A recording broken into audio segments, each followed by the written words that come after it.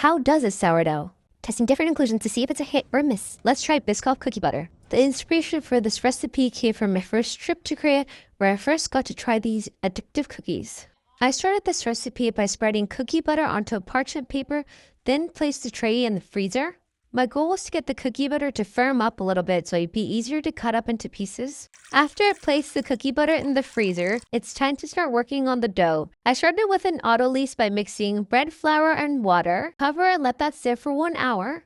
After 1 hour, I added the salt, a little bit of water to dissolve the salt, and mix that together. I forgot to add the levain, so I'm adding it here, and I did a couple slap and folds to integrate all that together. Cover and let it sit for 1 hour. After an hour, I'm going to start with stretch and folds. Stretch up the dough and fold it over to the other side. You want to do at least 4 or until you meet some resistance.